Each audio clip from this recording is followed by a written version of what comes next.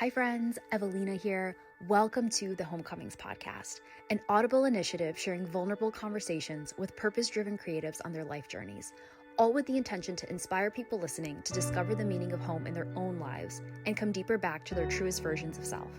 We use home as a metaphor to represent all that beckons comfort, familiarity, and belonging for your unique life journey.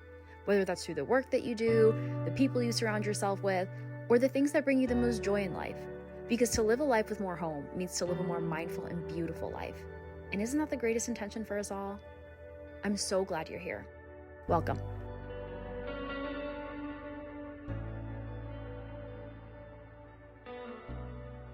Hello, friends. Happy Pod Tuesday. Happy final Pod Tuesday, at least for this first season of the Homecomings podcast. If you've been here since episode 1, I truly cannot thank you enough. It means so much for you to have tuned in, to have listened to all of the episodes in this season. I know there are a gazillion podcasts out there, so for you to have selected this one means so much. And hopefully you have been able to garner any wisdom nuggets from the guest interviews that I've had, the incredible purpose-driven women who I've had on the show. It's been so fulfilling for me personally to sit down with each and every single one of them, hear their stories deeper. And I think what's even more beautiful is the fact that I've worked with them personally through my business, whether it's been through branding or other design support. And so I've already cultivated a relationship and have heard their stories. But to dive even deeper through this platform, I left every episode truly shocked at so many of the takeaways, details that I didn't know of, unexpected rabbit holes, and just words of wisdom that they shared that I felt like I needed to hear in that exact moment. You know, when like you stumble across a random article or a podcast or a book and you pick it up and you're like, oh my God, like this is the answer that I've been searching for. I feel like more often than not, after I got off a recording with my guest, it was like, whoa, like I needed to hear that in this season of my life. So I personally have derived so much value, I hope, to whatever capacity they've touched or influenced your lives. I hope that these episodes spoke to you as well. And so it's a bit bittersweet to be coming on today and doing this intro to introduce my final episode here with my dearest guest, Jessica Hendricks Yee, who I have on the show today, the founder of the beautiful Zahava jewelry. And I'll get into a bit about the guest in a minute. But before I do, I just wanted to share some sentiments around this idea of fear and diving into something that feels very scary, but then going through with it in specific context and relationship to this podcast, I will say, because, you know, it's wild. It's episode 10, and here I am kind of feeling a little, I don't know, just like bittersweet about it because it's been such a fulfilling venture. And, you know, season 2 is coming after the new year. I already have nearly every single episode already recorded. So more is going to come in 2024, friends. But it's truly, I think, the most wild for me to consider that I was so absolutely terrified just 10 weeks ago with the launch of episode 1. You know, this podcast idea came to me in early February, I think I want to say. So it's been almost a year where I just like got this idea where I'm like, I feel like I need to talk to my clients and hear their stories and share them on a platform somewhere. And originally I thought, okay, they're going to be featured on my website. But then I'm like, wait, who's going to go on my website and listen? And I'm like, if these stories are amazing and worth hearing, then like they should be more easily accessible. And then, you know, the idea evolved. And eventually I'm like, okay, I'm going to do a podcast. And I think it's always interesting to me how ideas will come to us. And I love looking back and almost reflecting on the evolution of them. Like something that started as like something you could say random or miscellaneous almost like grew legs and started walking and then running towards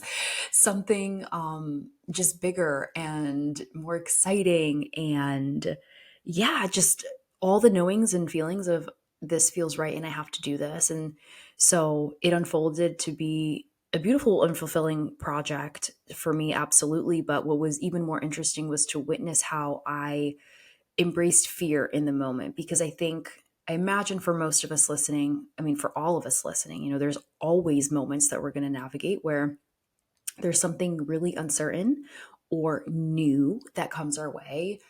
And fear, I think, is our first human nature response, right? We're scared. there's uncomfort whenever we're brought out of our little comfort bubble. We're like, what's going to happen?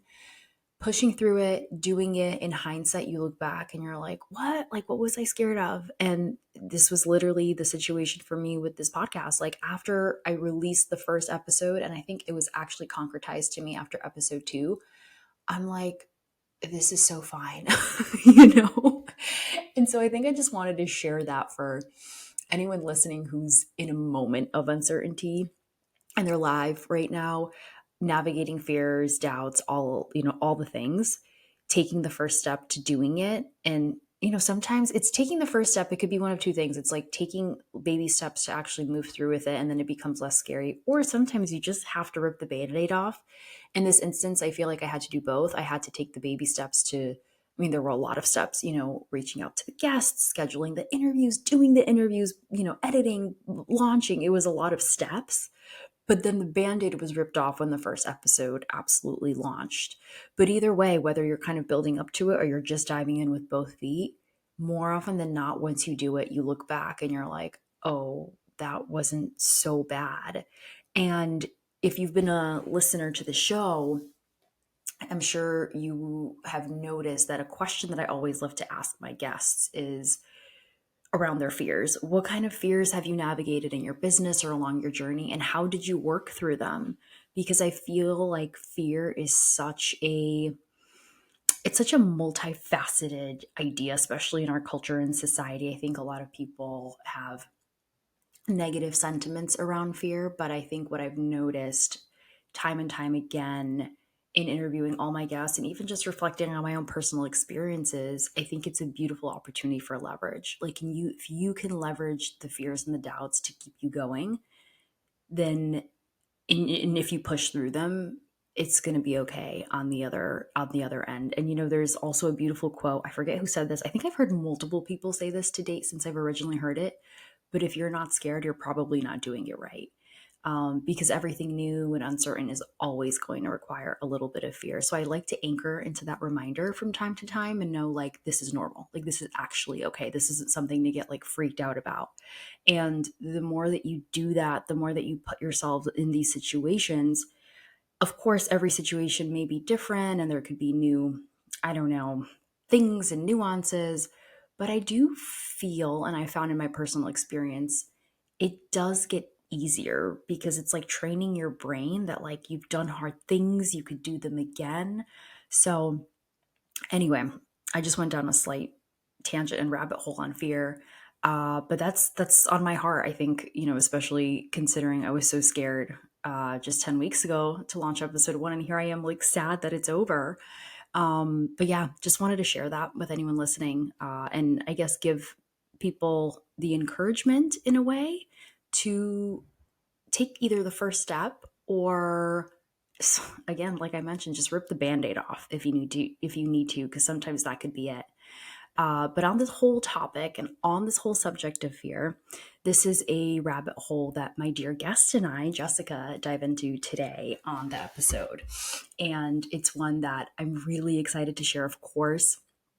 As every week, I'm very excited, but this is the closing episode for the season, so it feels extra special. And my guest today is also extra special, Jessica Hendricks Yee. She's the founder of Zahava Jewelry. And if I'll link all the details and website and Instagram in the show notes, so please do check it out, because you will see, and I hope will be rather blown away by the beauty of Zahava Jewelry, because it's not your typical standard jewelry company. It's inspired by so much depth and meaning, specifically her cultural Jewish roots and heritage. And we dive into all of that in today's episode. Culture is something that fascinates me so much, especially when it comes to heritage. Me being an immigrant from Poland and growing up in America, and I'm sure, this theme of belonging and labels and who we are and what we do, it's a topic that I love to unpack. And I feel like I've dove into a lot in this first season. And we kick off with that in today's episode. So Jessica shares all about her experience growing up and what influenced and inspired her to really start her business centered around this idea of wisdom and heirlooms rooted in cultural context, specifically something that's really personal and near and dear to her from her Jewish roots.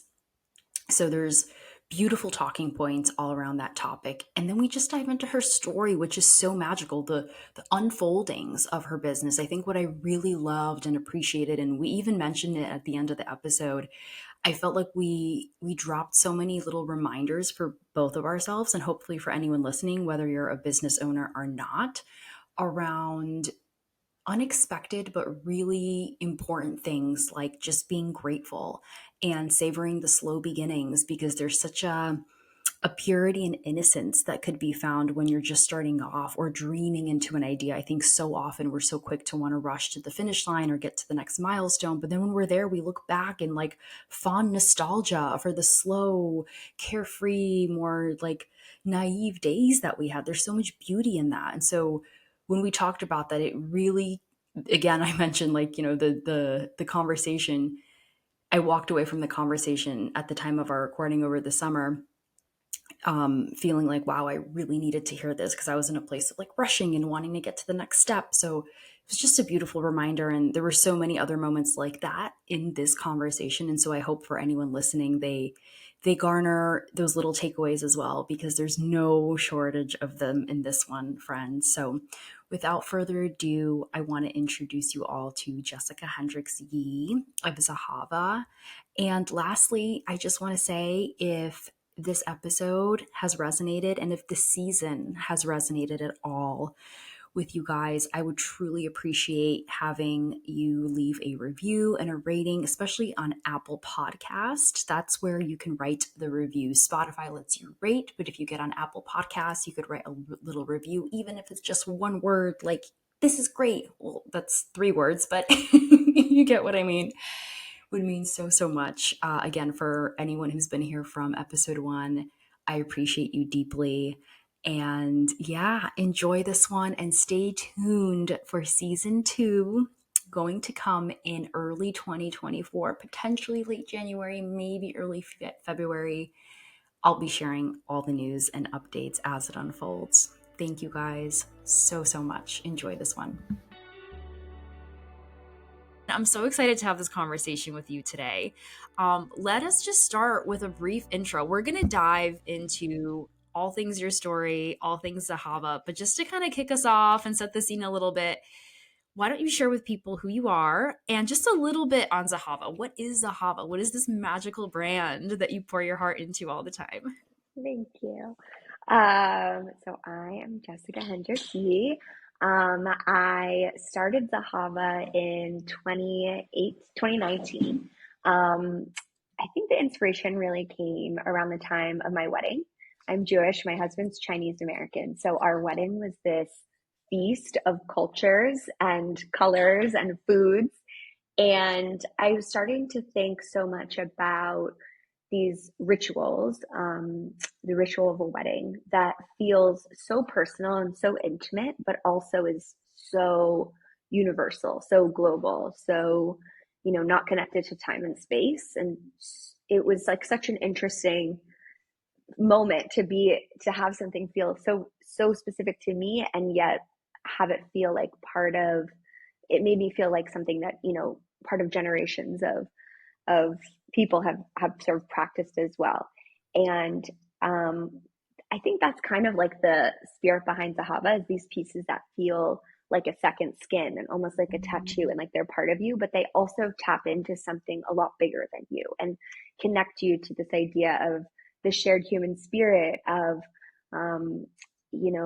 alphabets from another time and place, of different places in the world.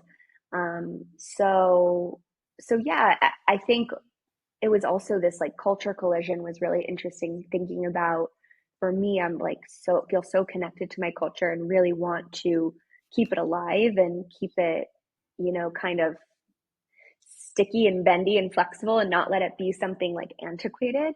But I also feel like a total global citizen, and I feel like my husband and I have brought 2 different backgrounds together and created kind of our own culture in our family.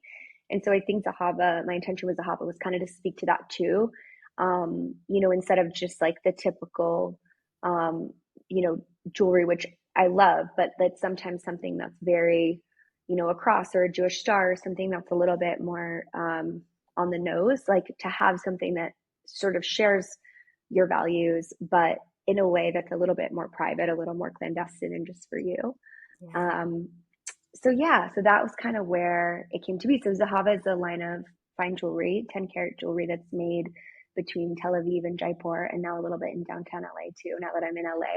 Ooh, Yeah, and yeah, it's really about celebrating identity, spirit, and a connection to this big, beautiful world. yeah, I love that so much. As I was dreaming into our conversation today, I was thinking, I was like, what rabbit holes do I want to go down with you Yes.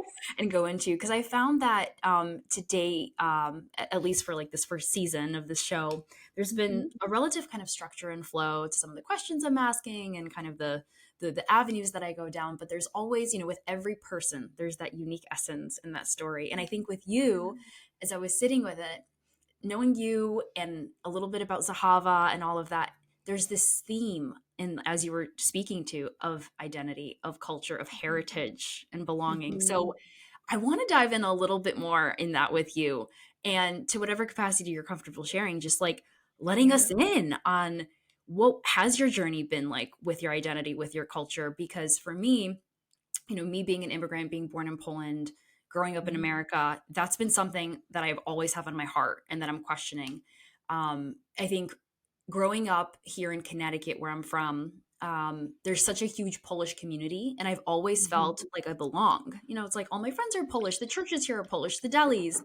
And it wasn't up Mm-hmm. until I went to college in Boston, and I'll never forget this. It was I was doing the women's overnight stay at my college, and my friend who was with me at the time, I like my mom called me and I had to take the call, and I speak Polish with my parents. So she heard me speaking Polish and she's like, "What is that?" She's like, "What are you speaking?" I'm like, it's Polish, like duh, like you've never heard of it?" Because everyone in my hometown speaks Wow. Polish. And so that was the first moment where I really started to question like, oh, this is something different. And it was through that journey of me actually being out of context of a place that I felt where I belong, where I then kind of started questioning my sense of belonging. And that, in a Oh, way, allowed me to embrace my background that in a different way that I hadn't done before and just garner more yeah.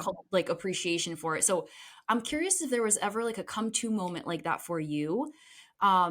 or if you just want to speak generally on what your journey has been with leaning into your culture and embracing that and celebrating it now through Zahava. Yeah, I love that. Thank you for sharing that. That's really interesting. Um, I feel like mine in a way was like kind of the opposite. Like I feel like so my mom is Jewish and my dad is Christian, although we just found out recently through all these different crazy mediums that actually he's half Jewish, but we never knew.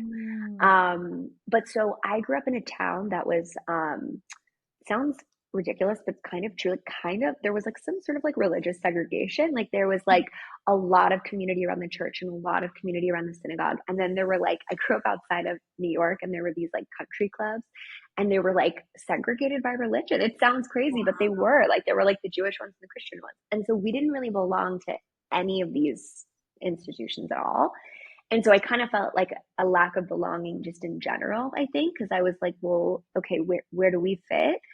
Um, and so I think that's sort of been like a search for me forever. And my parents are just not like, it's funny. I think my parents are not very spiritual and they're not very connected to their culture.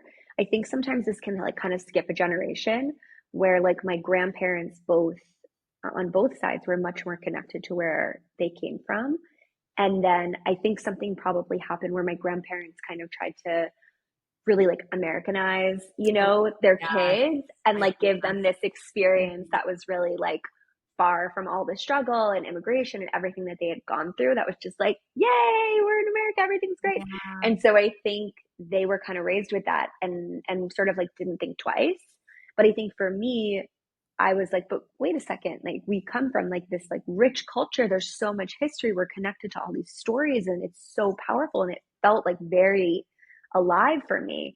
So I think that's been sort of like a very personal journey for me that's something that, like, when you talk about just like that feeling of home and like it's so obvious, like that's something that I've kind of had to find for myself, I think.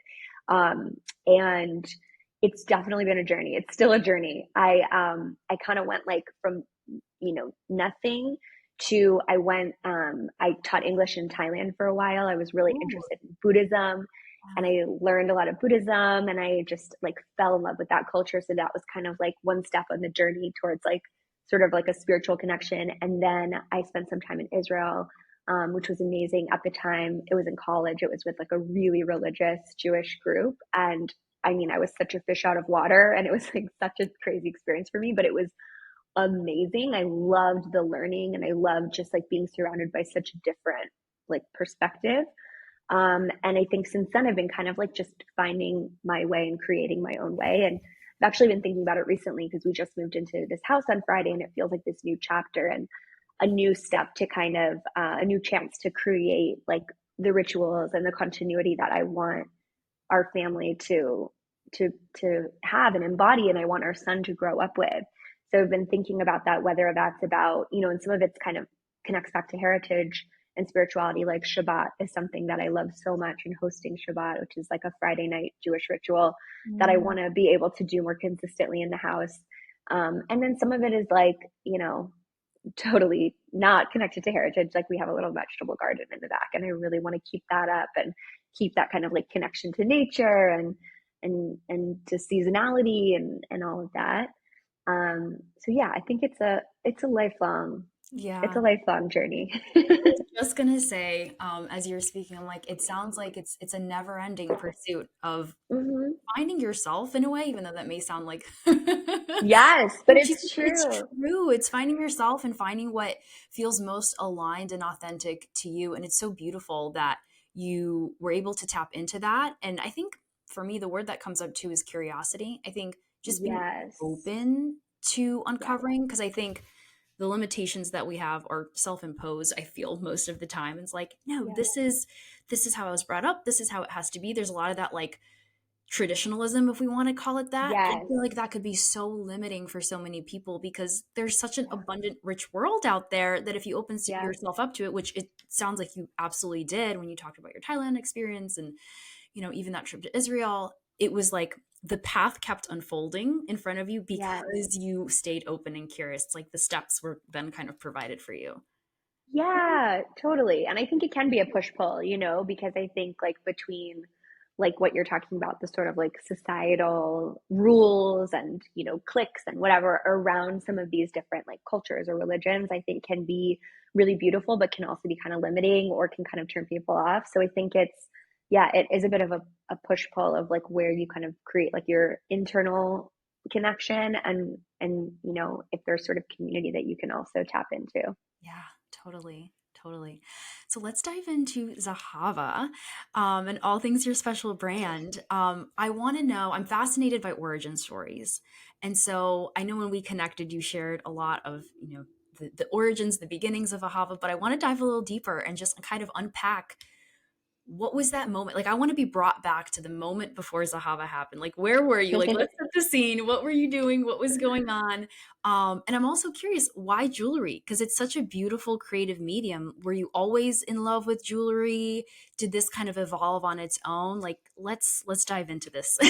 Yes, yes. So my mom opened up a jewelry store when I was 14.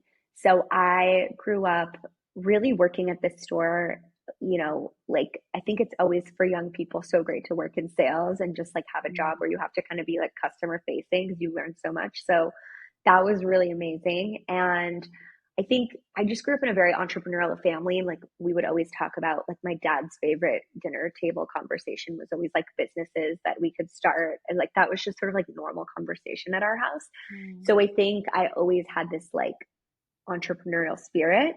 And I wasn't that interested in jewelry when my mom opened the store. I think I was a bit young for it. I loved clothes and I loved design and dreamed of, I was studying acting at the time. So that was one path, but then I dreamed of being like a ready to wear designer or something in design.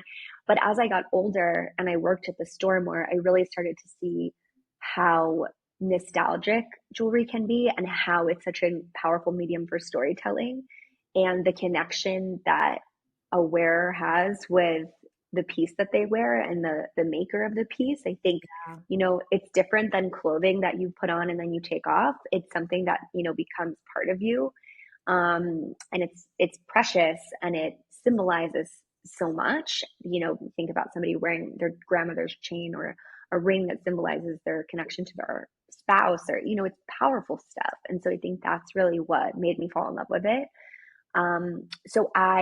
When I taught English in Thailand, I spent some time in Cambodia, and I started a line called the Brave Collection. That is a line of jewelry all handmade in Cambodia, and was really about combating human trafficking, and working with fair trade artisans in Cambodia. And so that was kind of my way of, like, it was almost like my grad school, like, just like learning by doing.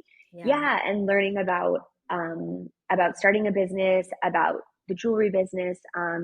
But that line, everything is under about $150. And it's really about, um, you know, making an impact and about something that's really accessible to everyone, which is great. And I'm very proud of that. And, it's been an amazing experience. But I think after a couple of years of that, a few things happened. Like, one is, I think my experience in Cambodia was so powerful, but it's not, the Cambodian story is not my story.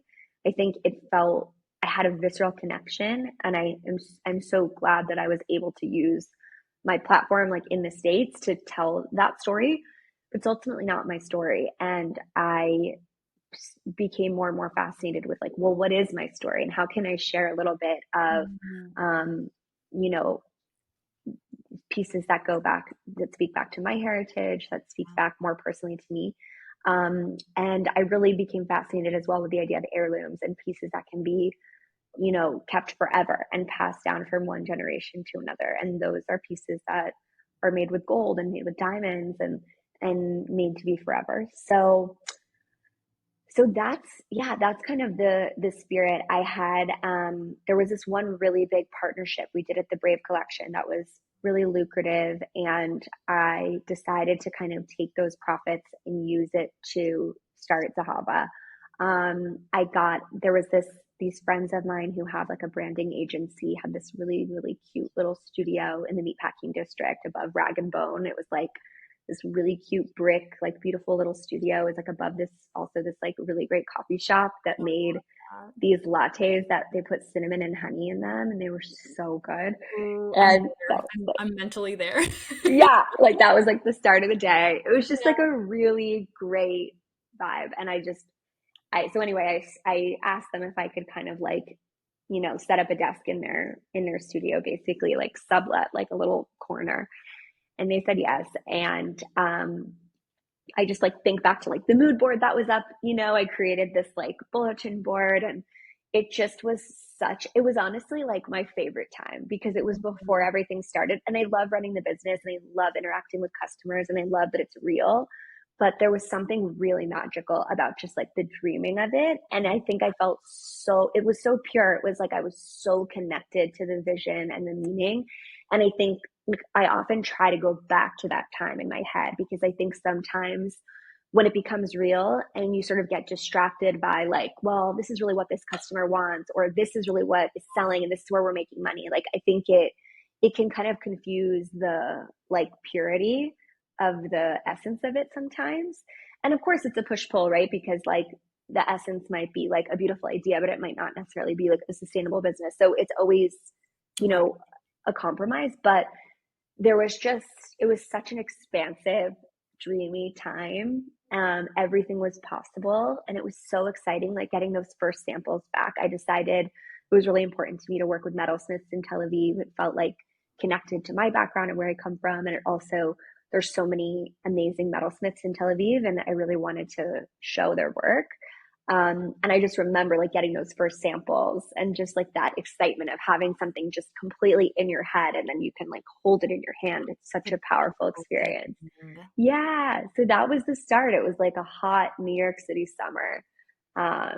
And that's where it all began. And then we launched in July at this really cool store called What Goes Around Comes Around in Soho. That's like a vintage store. We did like a big launch party there. and it was so vulnerable. Like it was, I mean, the actual party itself was great, but I remember like the 2 weeks before I was like ill. I was so nervous. I Yeah. felt like it was like taking my organs out of my body. You know, it Oh was my gosh. just so vulnerable. What were the fears? What were the fears that you were experiencing in that moment? I mean, I think part of it was like, you know, from a business standpoint, like I think I had invested so much time and money at this point in just the time that I had given myself to just plan this was like months and months. And then I think also just, you know, creating a gold jewelry line is not cheap. And I've never had financing. I've always just kind of bootstrapped and done it myself. So, you know, that's a serious, like, it made me ill to be like, wow, like this is my money and it's not an endless supply, and like look what I've just put into this. So I think that was really scary. I definitely had a little bit of like a what have Yeah. I done moment. And then I think part of it is more sort of emotional, where you feel like you create something that you are so proud of. It's very vulnerable. I mean, you know, I think every creative knows, right? Like when you are really put your heart and soul into something and you're really proud of it, there's a lot of yourself in it, and there's a lot of vulnerability in that. I felt really exposed. I felt, Yes. because you feel a little bit like, well, and you're not really doing it for other people in a way. Like you're kind of just, I mean, you are, but you're not. But there is this sense of, it's not like you're waiting for approval, but I guess there's this fear that like, well, what if I think this is so special and good, but what if everyone's like, Yeah. you know? And it's Yes. just, I don't know, like So know the feeling. it Yeah. was just, it like gives me anxiety remembering it. It's just scary. And I think, you know, once you're kind of like, it's just less scary now, because I have like proof of concept. I know, you know, maybe we'll put out one design or one marketing idea or whatever that won't land. Okay. But, you know, the concept, we've had customers, you know, buy the pieces and love the pieces, and we know that it's resonating. But then there was nothing. There was Right. like my mom and my sister who were like, Yeah. we love it, you know? So I think that was a really, really scary time. Yeah. But it's great to remember that, Yeah. because like that's the start of something amazing, you know? That means you really care and you've really gone out and done something different if you're going to be like 100%. that afraid to put it in the Yes. world. Wow, everything you shared resonates so much, and I feel all of that because I've had different Yeah. points in my business as well, where whether it's sharing a piece of art or even just like a blog post, or I launched like my little tote bag recently, this little project that I did. It's like, oh my gosh, like how is this going to be received? Yes. I'm curious for you in that moment, like like the night before the launch party, like what, or the morning of. It's like, what was, if possible, if you could distill the thing, that like one thing, the essence, the feeling, what was it that like allowed you to get through that? Was it a deep just like self and trust? Was it a connection to your purpose? Was it a knowing that this is just such an intentional product? Mm. Or I mean, maybe you can't kind of pinpoint it, but I'm No, curious that's if such a nice it's, question. yeah. I think it's both. I think it's both feeling like a knowing, like you said, like this feels really authentic to me. So if it doesn't land, or if it, you know, like I I guess there a knowing that it would land with people, because I think whenever you put something out there in the world from an authentic place, it lands. And Yeah. it might land with, it might not land with some, like it might land with someone who's never had that shared experience, but there's a human connection when somebody is vulnerable and authentic. So I think that is real. And I also think just feeling like it kind of doesn't matter what happens next in some ways, because I feel like I'm just like living my truth so much. Like I'm really doing something that I have to do and put in the world. So like that's enough. And then I think the other thing that came to mind when you asked that is I just pictured like all the women that came out to support. I feel like in New York, I had cultivated this like really great community of women. And I think there was such a spirit. I mean, there definitely is now too, but I feel like, especially then a couple of years ago, like this idea of like the girl boss, like female entrepreneurship, like there was Yes. so much support for that, that I really felt like held in that. I felt like people were just like, we don't even know or care what you're doing, but like we'll come out, because like women creating businesses is important. And I Mm-hmm. think I really benefited from that movement. Like I think that gave me a lot of support and confidence, you Such know? a good point. Such a good point. And it's left me reflecting now as you're speaking on the all women kind of entrepreneurship groups that I've joined that have supported me. especially kind of being here for the last few years. I've been here home in Connecticut, and Yeah. my connections, my direct connections here, my friends and family, no one's running their business. When people ask me what I do, I like don't know what to say because people don't understand. They're like, I'm a designer. They're like, so what do you do? I'm like, I do strategy and branding and all this stuff. I'm like, oh, okay. And they're like, what? But it's like Yeah. having that supportive community of like-minded people who are either in it or can understand it to some capacity to uplift you. I think at that moment too, I imagine, having your mom and sister, like you said, being your kind of cheerleaders. I imagine that just those supportive women, whether they were customers or not, but just being there was that like push and that thing that you needed just to kind of get you to at least show up on the day and be like, okay, I'm doing this way Yes. through. How did you Yes. feel? How did you feel when the event was over? Like what was going through your body? I mean, it was still a little bit scary for Yeah. sure, and kind of like now what, but it just, and like you don't know if people are just being supportive and nice or if they're really resonating or what.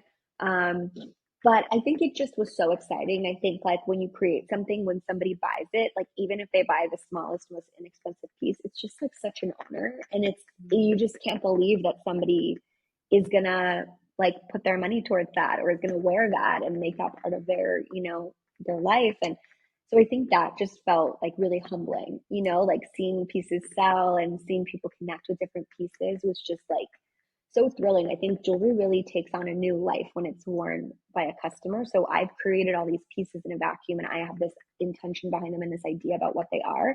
And then somebody puts it on in a way I never would expect and it means something to them that's totally different than what it means to me. And it like starts this new life with them. Yeah. And that was really, really, really cool.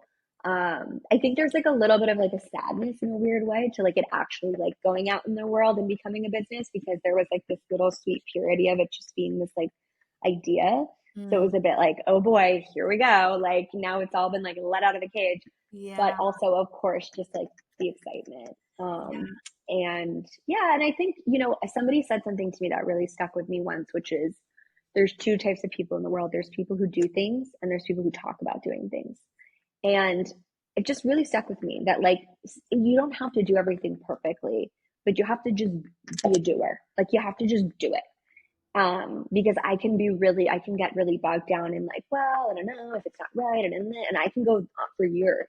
I'm Yeah. doing it now about this. Like, I have this idea of creating like an 18 karat capsule for Zahava, like a higher end option, and I'm just like, well, I should, but I'm not ready, but I'm not, and like I could just, hem and haw forever. And I think at Yeah. some point you have to just do it, and it might not be perfect in the beginning, but you'll kind of get there, and just there's something to be said about just putting something out there in the universe. My mom's calling me, sorry. So I think that was like a feeling of accomplishment too, of like maybe everything wasn't perfect, but we did the thing, you Yes. know. Yeah. So I think that always feels really good. And I feel that now too. Like if I fly out to do a trunk show somewhere and it's kind of a bust, it's never a feeling of like, well, that was a waste of time. Like it's not it because it never is. Things always like opportunities always come from Yeah. these, from every time you put yourself out there, you get something out of it. Hmm. So I really feel like every step of the way, it feels like it's progress. And I think you have to have that mentality to have a small business Oh, for because sure. it's tedious and it Yes. can be, like it can be so much work for so little reward sometimes. So you have to really see like the deeper reward, I think, and Yes. feel like you're working towards a bigger goal and every little baby step is moving you in the right direction because otherwise I don't think you'll survive. It's not always going to be, you know, like incredible ROI. It's just not, Yes, especially for in the sure. early days, Yeah. it's got to be a labor of love. It's got to be like all part of a bigger picture. So I think there's like a lot of patience, which can be hard, Yes. um, before the momentum kind of kicks in. Yeah, absolutely. Patience and resiliency is something that Oh, I have been really like personally for me with the business this year, and we talked a little bit before pressing record on like the transition and all that, yeah. trusting that it's all going to unfold, holding true to the vision, and just like you said, continuing to put things out there because I'm so with you on the page of you put something out, you give, and then you receive. It's that equal transactional Yes. exchange and trusting that process that it's going to unfold. I love so much what you said about the purity of those early phases, those early days, because, and this is, personally really fitting for me, I think, as just like a selfish little reminder that I'm going to take for myself, in that, dreaming into all these, expansive ideas. There's this part of me, and I imagine for a lot of people, that they just want to get to that place. Like they just want the Totally. business to take off. They just want to get the finances and the money coming and the whatever, fame, Hmm. recognition, all that. Hmm. And I've heard this a lot too from, other interviews with like business owners and in my podcast and all this, where it's like they always come back to those like early moments, like those early days of that innocence, and hearing you share your That's right. experience, and especially so viscerally describing that, like the senses, because I'm such a sensorial person, of like you in this beautiful studio with the smell of the coffee and all that. Like there is, like you said, I love that word, purity. There's an innocence to Yeah. it. And Yeah. I think I personally, for myself, am taking that as permission, a deeper permission to embrace this in between, because that's kind of where I feel like I'm at. It's like Yes. it's the in between, but I will say too, it's the dreaming phase, and so finding more Yes. enjoyment and satisfaction and gratitude for the dreaming, because I imagine, yeah, in a year or two or whatever, I'll be wishing for these phases again. Like you're gonna miss Yeah. it. So No, thank you that's for so sharing that. eloquent. You're Yeah, so right. Well, thank you for reiterating that back, because that really lands with me too. yeah, Yeah, I think once it does get off the ground, I think sometimes it's hard to like appreciate that it's off the ground, because you're just now focused on the next thing and the next step, and you're frustrated that it's not doing the next thing.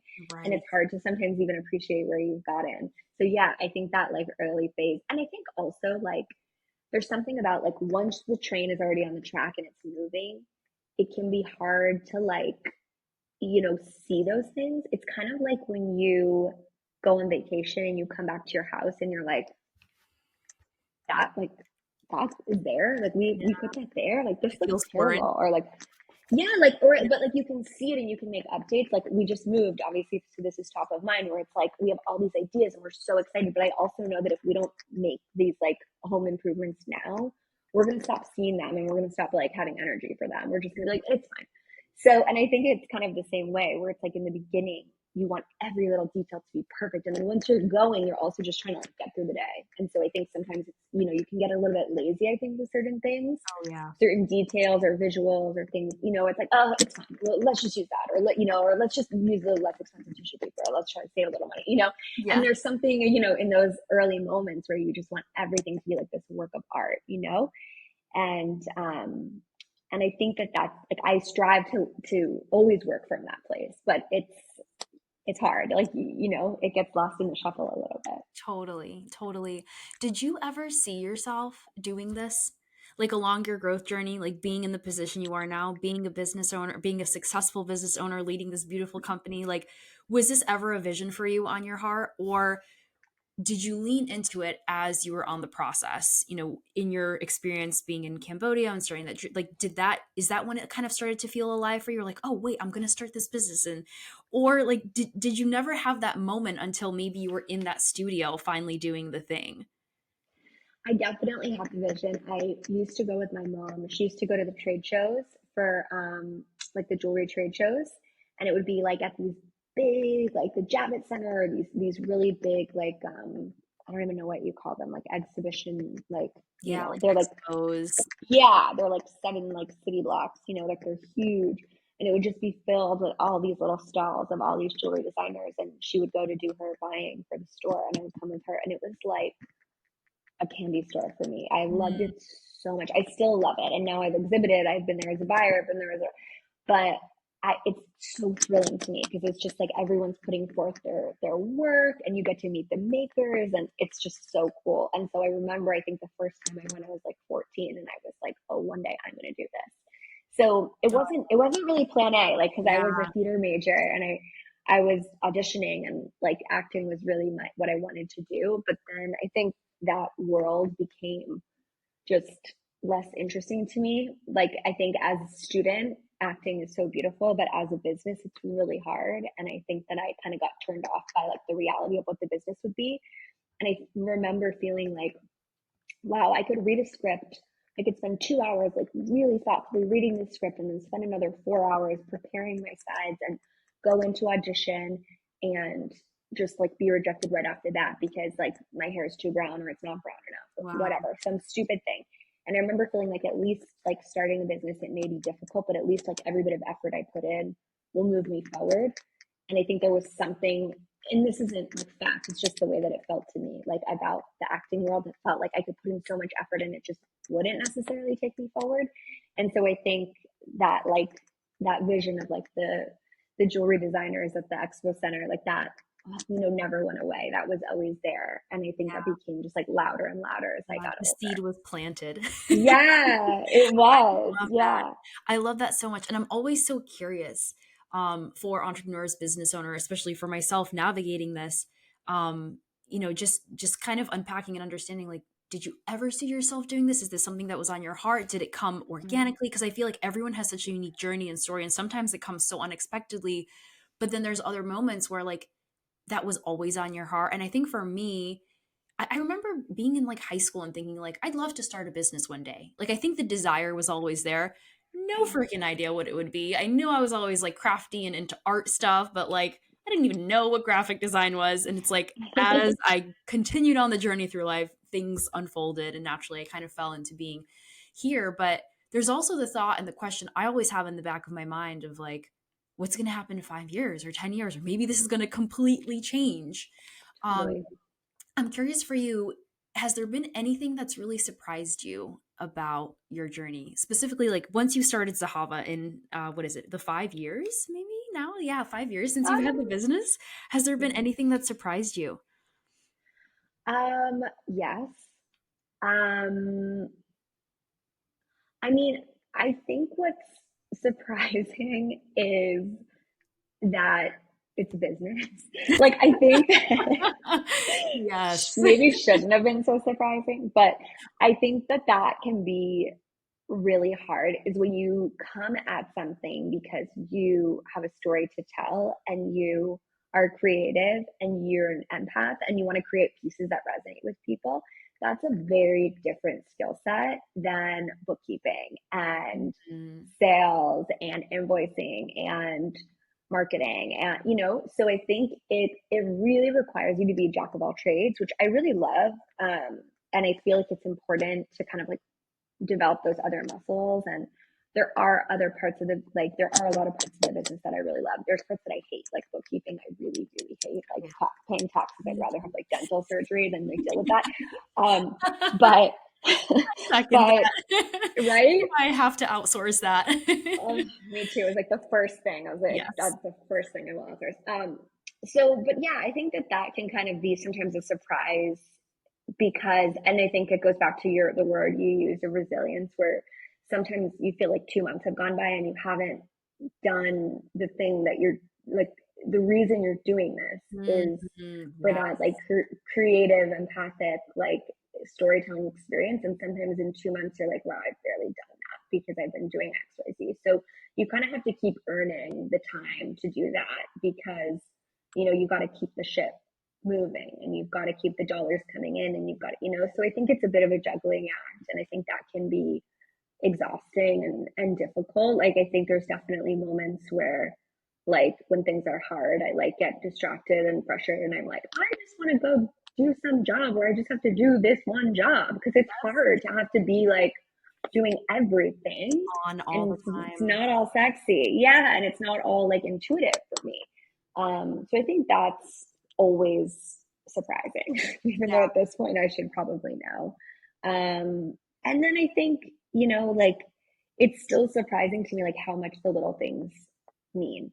Like even after all these years and all these experiences, like just going and doing a pop up and having one customer like be really moved by something that we created and just feel like it creates this shared human connection. Like it's magic. It's so cool. Yeah. And that just is like a surprise every time. Like it really, like I really don't take it for granted. Like even just like a DM from like a customer being like, wow, I love your stuff. Like it just every time it just feels like it's a way, like I feel like I put a piece of myself out in the world. And when somebody feels something from it, it's thrilling. It's Mhm. exciting every single time. I love that. Yeah.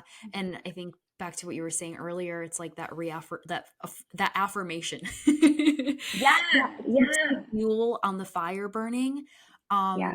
for sure, because I think in the latter circumstance, like, no one receives your pieces. There are none of those compliments. Then you're left maybe getting too much in the mind of like, why am I doing this? Like, does this matter? Is anyone doing this? And Yeah. so like, yeah, it's so powerful to get that and to again be reaffirmed that like, okay, this is it. But I think with that, or at least the way I've learned or kind of leaned into seeing it, is it's like a 50-50 split where yes, there's the side of your community, because I think that's so powerful to get the Mhm. affirmation, to get the support Right. back, because it's again really helpful and encouraging to know that you're making impact. But then there is the other side that's like you're doing this for yourself too. And I imagine Mhm. like you derive so much fulfillment and passion and just Mhm. joy from, Mhm. maybe the more technical business things aside, but like the Right. actual, creative process, like we were chatting about beforehand. It's like being in the season of creating, and Yeah. I can tell like beauty is such a top value for you. So like just the freedom Mhm. and ability to create some like beautiful pieces like that. I imagine that in Yes. itself is on its own so fulfilling, devoid of people's feedback and opinion. But I think when both come together, that's like the ultimate magic of like ultimate motivation, because one helps and each helps on its Yes. own, but when both come together, it's like, yes, let's go.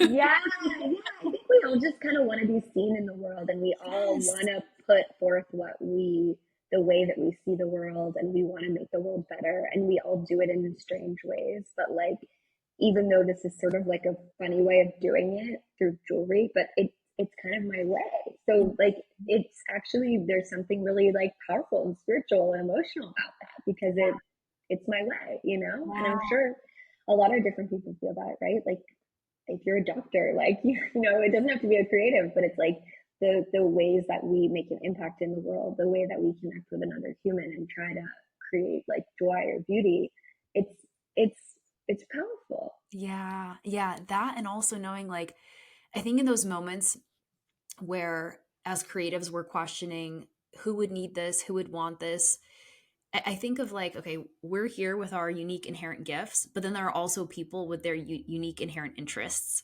and there's a match. Yes. Like we find each other Yes. somehow. And I had a beautiful conversation with a incredible woman I connected with when I was traveling to Florida earlier this year.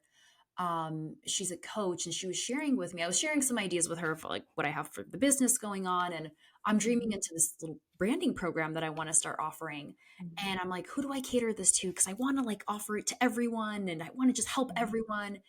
And she's like, you're not for everyone, and the more that you lean into that, the more that the people that you are for, like it's going to be more powerful. She said it much more Mhm. eloquently than I'm No, that's reversing. very powerful. But I was like, oh, you're so right. Instead of trying to serve everyone, like really honing in, this is where like target audience, target demographic is so powerful, because those people that you are for, like those are your people, and those are the people that are literally seeking someone like you. So I think in those moments, I know for myself, when I'm doubting like who cares about this or this doesn't matter, I have to remind myself like there's someone wanting exactly what I have. So like even if it's It's one person, like yes. you said. You're so right. It's so, and I need to hear that again too, because you can. So it's really easy for me to get distracted into feeling like you just want to make something that works for everyone and, Yeah. cater to all different types of people. And that's really powerful idea. And also, I like what you said about like there's people with different interests who are looking because you're right. Like there is so much joy in being the other end as a consumer. Like I was telling you before offline that we just went to Morocco and there's this ceramics brand that I discovered a couple years ago and I've been following it for years and I'm obsessed with it. And I got to go into their showroom in Morocco So and cool. buy a couple pieces. And it was that same thrilling feeling of like whatever this artist who I've never met, like put into these pieces, I get it. I feel it. It resonates with me. It makes me feel something. And I'm so thrilled as a consumer to discover it and enjoy it. So it's true. That exchange is. I don't really think. I don't usually think about it on that. You've kind of reframed that for me, but I love that thought of just like the joy of also like being the one to discover the product and have it kind of like fill that void or embody like an idea that you feel is really powerful too. Yeah, totally. I want to ask you about your Mallorca experience because that was such a beautiful, I imagine, just fun, adventurous time in your life. And so I'm curious about that, but Yeah. specifically how that impacted your business. Were there any Mm, takeaways from that experience? Because we were, I think in what you've shared, travel has been such an inherent part of helping to expand you and align you on your path. So you lived mm, in Mallorca for 2 years, was it? almost three. Almost 3 years. Yeah. And this was in the midst of Yeah. you having started Zahava in LA, correct? In New York, yeah. So New I York. started Zahava in New York. I started Zahava in July of 2019, and then my son was born the following August. And then when he was 6 months old, we left New York. We moved to Madrid, which was supposed to be like a 1 year trip to Madrid. The pandemic hit, and we were stuck in this little city, and we left and we moved to Mallorca. Um, and just being, on an island. The first house we moved around a lot, but the first house we had like chickens in the backyard that would lay eggs every morning, and there was jasmine everywhere, and we would get, rosemary and mint from the garden every day. It was just, and we felt like we had landed in Eden. It was so beautiful.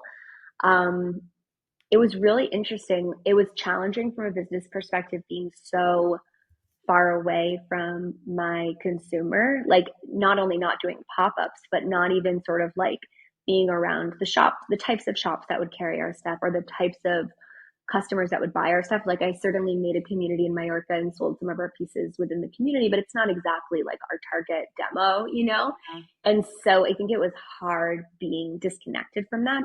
But it was also kind of great because I was really in my own space. Like I think it can also be hard. The opposite is hard, which is like now being in LA where like there's brands everywhere, there's jewelry stores everywhere, there's people wearing stuff everywhere. And it's easier, I think, sometimes to like have your ideas be diluted into just like what's trending and what's happening because it's just like it's inevitable. You're seeing it everywhere. Yeah. So it was kind of cool to be like in a vacuum and just be in this, space. Um, I mean, I think I'm still unpacking it, to be honest. I mean, we've been back almost a year in the States. I think we're still trying to figure out like what this experience really meant because it was so powerful. Yeah. But I think one thing that was interesting that I didn't expect was realizing like how American I am because Mhm. I think I was excited. Like I've always been a New Yorker, now LA, but sort of, two sides of the same coin. And I always felt like I loved New York, but I also was like really ready to get out of it. And I felt like there was like a certain toxicity to the pace and just like the pressure that I felt was like just a lot.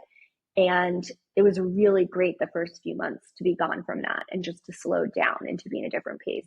But after a year, 2 years, almost 3 years, I'm like, you can take the American out of America. But like, I realized how American I am. Like, Wow. I grew up being so, my parents lived in France. I was born in France and having this kind of like, oh, Europe is so much better. And it is in so many ways, but I really developed like I think the fact that in the States we're so entrepreneurial and we're so scrappy and we just we create something out of nothing all the time. That's not really the vibe in Europe. And Europe has so many other qualities. And I won't speak so broadly, but at least in my experience in Mallorca, it's like such an amazing culture and such an amazing place. But it's harder to just, be entrepreneurial. I think there's like less community around that, and I really missed the hustle and the pace of the States, which was Mhm. crazy and was not what I expected. But I think there's so much support and so much community and so much inspiration that it's for me it's hard to manage it sometimes because it can be so exciting that I can get like wrapped up in it and I can just exhaust myself, which is what happened when I moved back. But I think it's also really motivating. And Yeah. I think it was actually hard for me sometimes to kind of be in that vacuum in Mallorca and just be disconnected from Mm. everything. Like it was such a blessing, but it was also like a bit difficult. Like I felt a little bit, I didn't feel anchored. I felt a little bit disconnected. Yeah.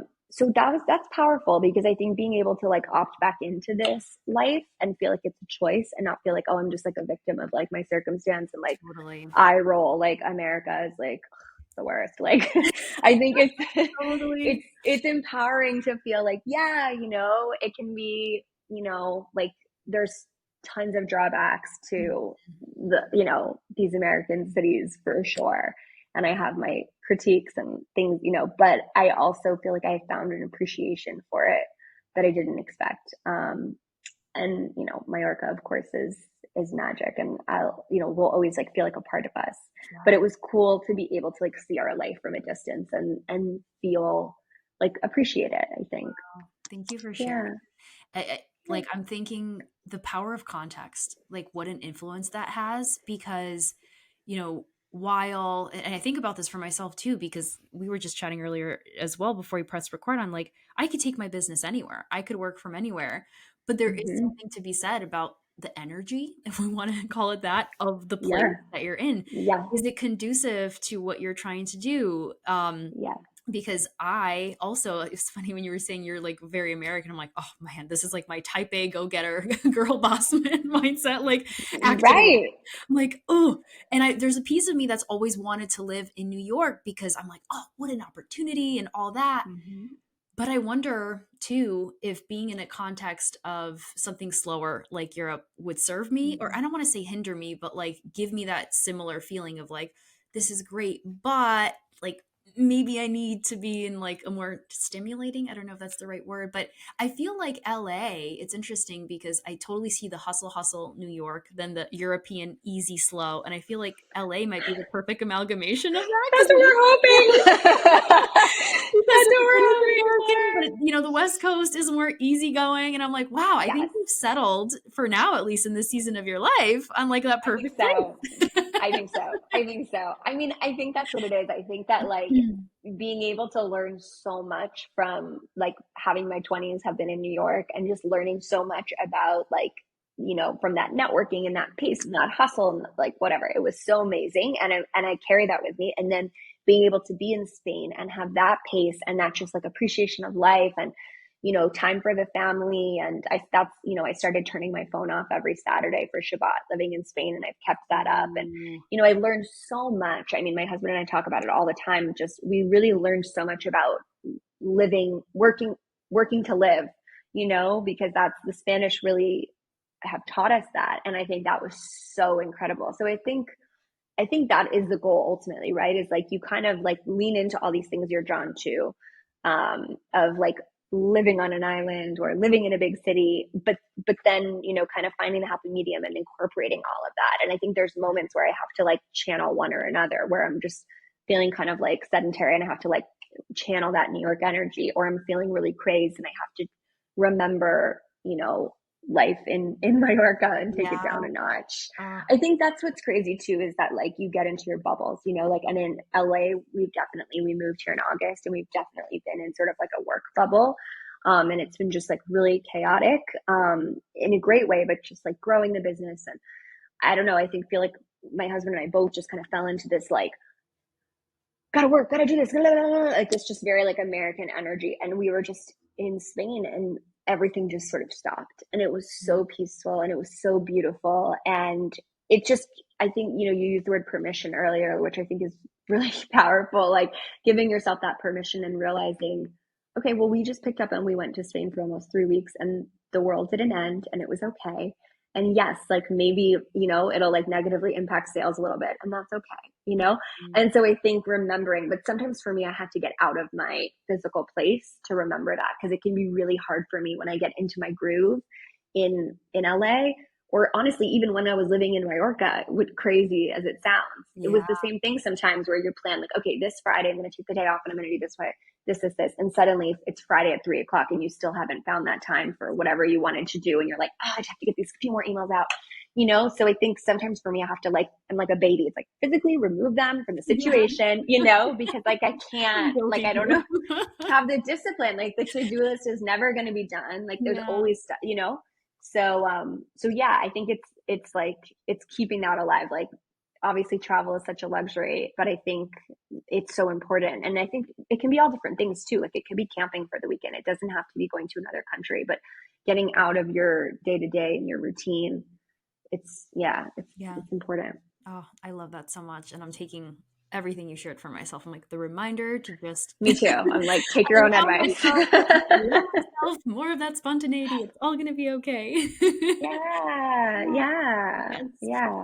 Okay, so I want to ask, I have a few little closing questions that I've Sure. dreamed into that I want to ask. So the first is any piece of advice for someone who either wants to start a business or just has like a burning desire on their hearts, but maybe there's this overwhelming fear or something or a comparison of like, oh, I can never do this because XYZ, Mhm. whatever. Any words of wisdom that you could offer to that person who's dreaming into something but is like debilitated by fear? It's so, I mean, this is what came to mind. Is I don't know if you ever listened to the Glennon Doyle podcast, Yes, I love but her. I love her too. And I just think like she's done such an amazing job at talking about all of her stuff, like coming out of the closet and being gay and talking about having an eating disorder and talking about having anxiety and depression, like all of these things that we're not supposed to talk about or things that you could sort of like you see people struggle with keeping a secret their whole lives. And she's just been so transparent about them and put them all out into the world. And I think for me, that's been really powerful to watch because I think it kind of like made me realize, oh, that's okay. Like we don't have to do everything perfectly. We don't have to hide our fears or our insecurities. Like it's okay to Mm, be open about that. I think that's really important. Like it's okay to be terrified and start anyway and say I'm terrified. Like it's okay. oh, so And good. it's yeah, and it's kind of like perfect is the enemy of good also. Like I think that that's the biggest thing is when you start something, it's not going to be perfect, but you're going to learn like whatever you're going to put out there, even if, you know, in retrospect you're like that was a 5. Okay, fine. It was a 5 and then you got feedback and then it became a 6 and then it became a 7 and now you're really proud of it. So I think it's just, and again, I have to take my own advice because I think we all get in our own heads so much. Yeah. But I think it's just about like one foot in front of the next and just, just like not being afraid to fall flat on your face and put something out there.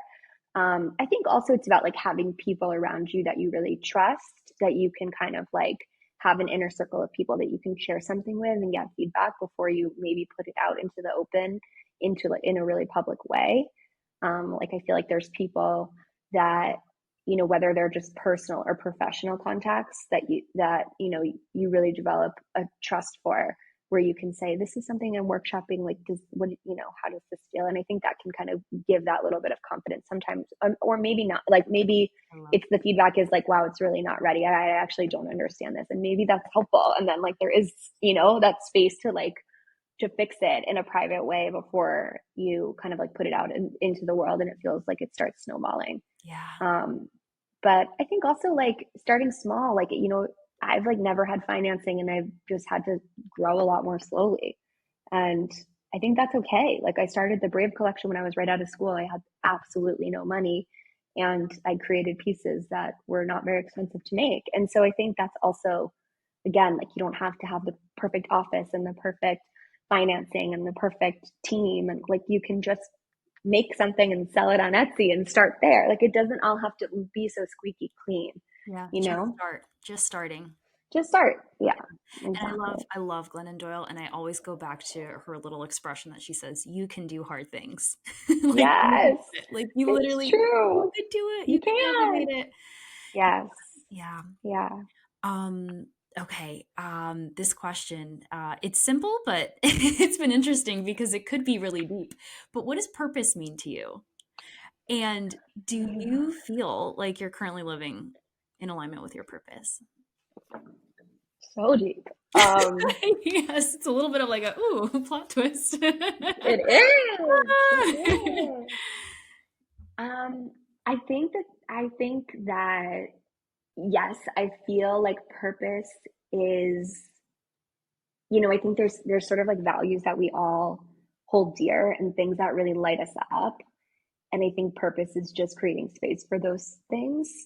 And I think sometimes I do and sometimes I don't, or sometimes I do for one and not the other. Hmm. I think having a business often means creating a lot of space for that feeling of purpose that's connected to entrepreneurship and creating less space for things that are also part of my purpose, like meditation or rest or being social or, you know, other things. So I think that's difficult. I feel like in general, yes, I feel connected to my purpose. And I think there was a really beautiful moment. I remember when we were living in Mallorca, and I remember saying to my husband, like, if we made $700 million and we could do anything, I feel like I would just be doing this. And that was such a great feeling, you Wow. know? And I feel like to be able to like live that way, obviously not in every way, but in general, feeling like, wow, what would I do if X, Y, if I, whatever it is, and trying to tap into like a bit of that life because I think I don't know. Yeah, money, work, all like it's all kind of a distraction a little bit. Like we can be tapping into a lot of these things regardless of all these impediments. And and then in some ways I don't feel like I'm quite there yet. Like I definitely feel like there's a future version of myself and I can like see her, but I don't feel like I'm her yet. Yeah. I feel like somebody who's more in touch and more courageous about like who I am and who I want to be and what I care about and what I stand for. And I think making time for some of my like spiritual life and personal life is something that I really strive for. And I feel like I don't, I push it aside a lot. I think there's like a addiction a little bit to just like work, which is sort of not my fault because when you have a small company, there's a lot to do. Yeah. And I think it partially is something that I need to hone over time so that I'm not like, yeah, letting parts of my purpose be kind of like drifting off into the wind. Yeah. Um, so I think I'm like, I'll give myself a 7 right Yeah. now. So it is good. And I love what you shared about the values because who, as I've been diving deeper into my own entrepreneurship, whatever business journey, and connecting with my values, especially through my like branding strategy process that I take clients with, like it's identifying those things that are most important and how can you align your life to just support those values? Because I think foundationally at the bottom of it all, there's just this sense of fulfillment and joy that we're all seeking, right? And I love that Mhm. moment that you had in Mallorca with your husband. You're like, yeah, like this is it. Like you're in it. And that's so Yeah. powerful. Like I feel that for you, Jess. Like I'm like, Yeah. yes. It Yes. was a good moment. That was Yeah. a good moment. Yeah. Yeah. Okay, my Yeah. last final question here. So, as you know, my brand is all about the home and the essence and Mm. feeling of all of it. So, I'm curious, what does home mean to you, or what is your favorite memory of home, if you can share? Hmm. I think home has had a lot of different meanings in the last couple of years because we've moved around so much. Like I think, you know, right now we have the luxury of like having just bought this house and we have no furniture because we sold it all when we left New York. So we're buying all new furniture and all new stuff. And it's so fun. And it feels like home feels so much about the space and the stuff. But the last couple of years we've been living in furnished rentals with like a couple suitcases. And home was really about just our family, about the rituals that we kept, about the recipes that we make, about the energy of hosting people. Um, I think you know home is something that I need. Like I haven't really had it because we've been moving around so much and I feel this deeper sense of connectivity to like a place and putting a bit of a stake in the ground of like this is who we are, this is where we live, this is our home. There's something very grounding for me about that. Yeah. So I'm very excited to just like be here for a while and not move. And I think you know this season makes me think of growing up. We have this like little screened in porch in our backyard, my parents' house, and my parents are just like great hosts and would throw great dinner parties, and there was so much pride in like creating these beautiful meals and just so much joy in that. And it was the music and the wine and the food, and it wasn't I don't know, it was just there was a lot of joy there. I think I definitely grew up with that like spirit of bringing people together and creating an experience. And I'm really excited to be able to do that as we kind of like get our furniture in and to Yeah. be able to do that here. I want like my son to grow up with those feelings too of like our home being like a heartbeat of community and Oh, um so good. you know Yeah. yeah. Good. Oh, thank you so much for Yeah. sharing, Jess. This was a magical conversation. I feel like we could Thank talk you for so hours. much. I know, and I want to like write down everything. I'm like, there's Oh, so many good intentions I yeah. feel like that we said, and Yeah, That's the it's spirit. hard. It's hard sometimes to like live these truths even though we know that they're true. So it's really helpful to like say it out loud Yeah, and like just like anchor us in the statements. And like I feel like both yeah, of us at many points said like this is we're reminding ourselves of this. We're gonna take our own yes, advice. And I feel just like yes, verbalizing it because I think there's so much power in like yes, you think your thoughts, but when you speak them out loud, it it's becomes true. more of like you're You manifesting them in a way, not to yes, like woo woo, but like it's true. yeah, I think like having these conversations so important, and I've derived so much fulfillment and joy from everything that you shared. So thank you again for coming on. I'm you. so excited to bring this to Thank the you world. so much for having me. I adore you. You're so talented. You're so special. And I'm so glad to have met you and be able to collaborate with you. And I can't wait to just create more magic together. Hi again, it's me. Thank you so much for tuning in. Hopefully, you were able to garner some takeaways and nuggets for your personal home journey. If you enjoyed this episode, it would mean the world if you left a rating and review. And if you'd like to connect deeper, find me at Studio Dumka on Instagram, where I share content on all things home, of course.